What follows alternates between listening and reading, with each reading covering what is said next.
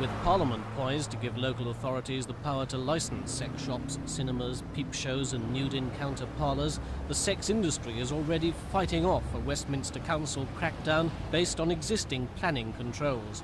It's seen as an attempt to close down rather than clean up Soho. I see it as an attempt to try to close the sex shops in Soho down.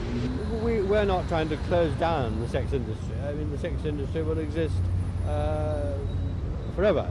But what we're trying to do is to control it, so that people don't find it offensive. What happens if you lose these appeals? Do you go out of business? Certainly not. We'll open up without a sign even. For 3 or more weeks, the softwood splendour of Westminster's council chamber will echo with the evidence of sex shop proprietors, planners, councillors and a Soho society fighting for fewer sex shops under even greater council control.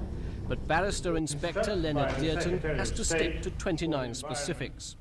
I'm opening today a series of inquiries into a number of appeals which are closely related to one another in their content and their locations.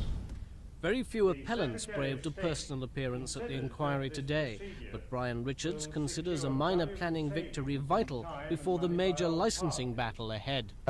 If we can't win the small ones, how do we expect to win the big ones? The inspector, who plans to visit all the Soho and Paddington premises involved, recommends. The Environment Secretary decides. David Bellin for Thames News.